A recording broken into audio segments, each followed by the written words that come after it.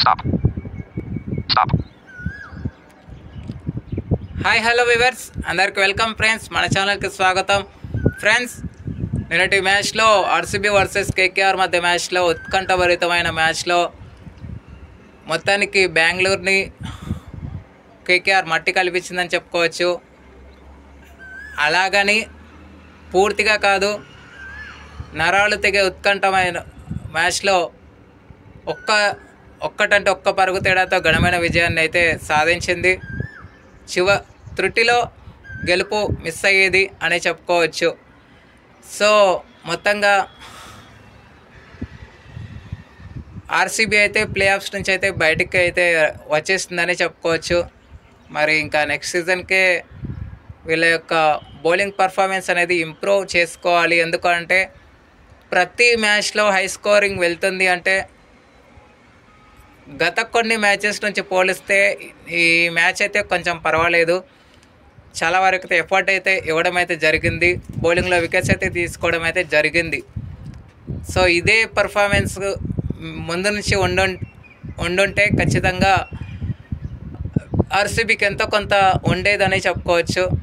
But best of luck, ఇంకా ముందున్న మ్యాచెస్కి మంచి పర్ఫార్మెన్స్ అయితే రాబట్టాలని అయితే ఆశిద్దాం.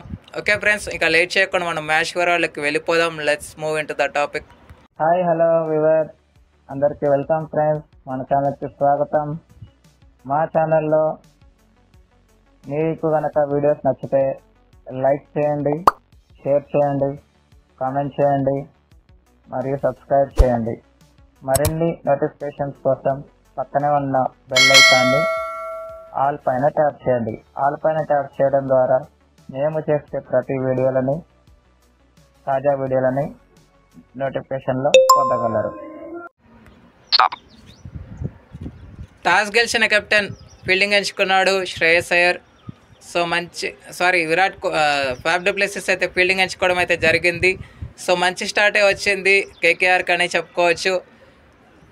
50+ పార్ట్నర్షిప్ వచ్చిన తర్వాత ఫిలిప్ సాల్ట్ని అవుట్ చేయడం అయితే జరిగింది. 48 రన్స్ చేసి తను అవుట్ అవడం అయితే జరిగింది. జస్ట్ 14 బాల్స్లోనే 48 రన్స్ అయితే చేశాడు. దీంట్లో 7 4లు 3 సిక్సర్లు అయితే ఉండడం విశేషం. ఎప్పుడూ అటాక్ చేసే సునీల్ నరేన్ కాస్త స్లోగా అయితే ఆడడం అయితే జరిగింది. ఆ అటాకింగ్ రోల్ అనేది నిన్న ఫిలిప్ సాల్ట్ అయితే తీసుకోవడం అయితే జరిగింది. బట్ అన్ఫార్చునేట్లీ తన 15 అయితే మిస్ చేసుకోవడం జరిగింది. అయితే క్రమక్రమంగా వికెట్స్ అయితే కోల్పోవడం జరిగింది. రఘువంశీ ఏమాత్రం ఆకట్టుకోలేకపోయాడు, 6 రన్స్ వేసి తను అవుట్ అయ్యాడు. ఆ తర్వాత వెంటనే సునీల్ నారాయణ కూడా 10 రన్స్ వేసి అవుట్ అయ్యాడు. కష్టాల్లో కూరుకుపోయింది. 75 ఫర్ ద లాస్ ఆఫ్ 3. అక్కడి నుంచి వెంకటేష్ అయ్యర్ కూడా 16 రన్స్ వేసి తను కూడా అవుట్ అవ్వడం అయితే జరిగింది. పార్ట్నర్షిప్స్ అంటూ రావట్లేదు. అయితే రింకు సింగ్ మరియు శ్రేయస్ అయ్యర్ ఇద్దరు కలిసి పార్ట్నర్షిప్ అయితే తీసుకురావడం అయితే జరిగింది, చిన్నపాటి partnership. So Rinku Singh 24 runs వేసి ఎప్పుడైతే అవుట్ అయ్యాడో 30+ పార్ట్నర్షిప్ అయితే బ్రేక్ అవ్వడం జరిగింది. తర్వాత రసల్ వచ్చాడు.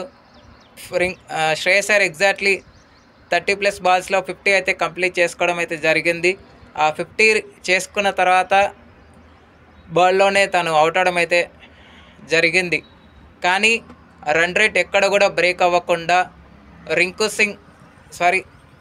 రమన్దీప్ సింగ్ మరియు ఆండ్రూ రసల్ మధ్య 40+ పార్ట్నర్షిప్ అయితే రావడం అయితే జరిగింది. సో వీళ్ళ బాధుడు కారణంగానే ఈ స్కోర్ అయితే రావడం అయితే జరిగింది. సో 6 వికెట్స్ కోల్పోయి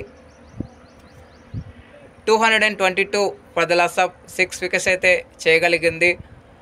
దీంట్లో క్యామరన్ గ్రీన్కి 2, యష్ దయాల్కి 2, మొహమ్మద్ సిరాజ్కి, ఫెర్గుసన్కి తలా ఒక్కొక్క వికెట్ అయితే రావడం జరిగింది. అనంతరం లక్ష్య ఛేదనను ఆరంభించిన ఆర్సీబీకి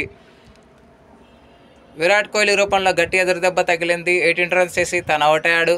ఆ తర్వాత ఫాఫ్ డు ప్లెసిస్ కూడా అవుట్ అయ్యాడు. వీరిద్దరు అవుట్ అయ్యే సమయానికి 35 ఫర్ 2. అక్కడి నుంచి 102 రన్స్ పార్ట్నర్షిప్ అయితే నెలకొల్పడం జరిగింది. Rajat Patidar and Will Jacks వీళ్ళ పార్ట్నర్షిప్ కారణంగానే ఆర్సీబీని గేమ్లో పడేసిందని చెప్పుకోవచ్చు. సో ఎప్పుడైతే విల్ జాక్స్ అవుట్ అయ్యాడో వెంటనే రజత్ పడిదార్ కూడా అవుట్ అవ్వడం జరిగింది. ఇద్దరు కూడా మంచి 50s అయితే సాధించడం విశేషం. 55 రన్స్ విల్ జాక్స్ చేస్తే 52 రన్స్ రజత్ పడిదార్ అయితే చేయడం జరిగింది. ఆ తర్వాత క్రమక్రమంగా వికెట్స్ అయితే కోల్పోవడం జరిగింది. మైపాల్ లొమ్రోర్ కానీ వచ్చినటువంటి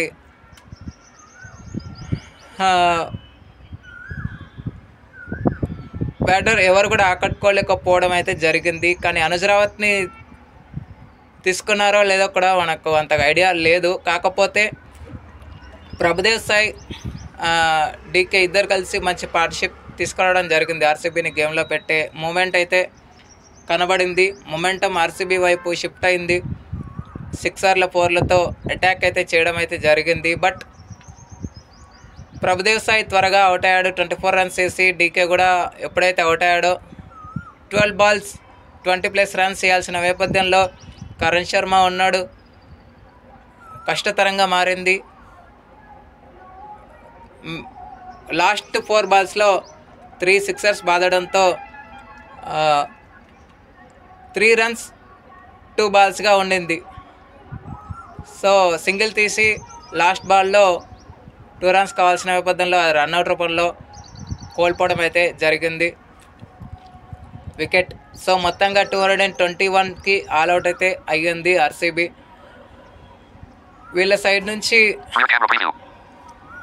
సైడ్ నుంచి వికెట్స్ కనుక చూస్తే ఆండ్రే రసెల్కి 3, అదేవిధంగా హర్షిత్ రాణాకి 2, ఆ తర్వాత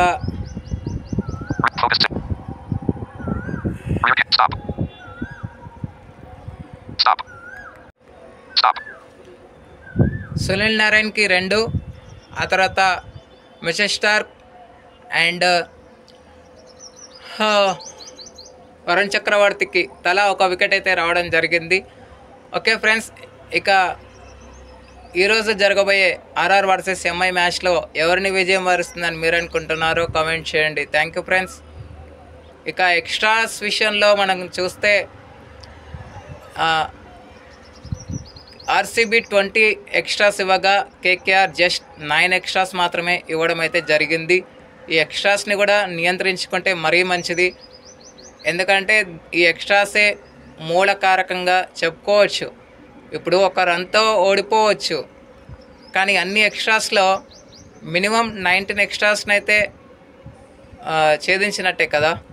సో కొన్ని ఎక్స్ట్రాస్ కొన్ని క్యాచెస్ అండ్ ఎంత బలహీనతకు దారితీస్తుందో మనం చెప్పలేం. కాబట్టి ఓకే, ఎక్స్ట్రాస్ని నియంత్రించుకోవాలని అయితే ఆశిద్దాం. Thank you friends. ఇలాంటి అప్డేట్స్ కోసం ఛానల్ని సబ్స్క్రైబ్, షేర్, లైక్, కామెంట్ చేయండి. మరొక అప్డేట్తో మీ ముందు ఉంటాను ఫ్రెండ్స్. అంతవరకు సెలవు, నమస్తే.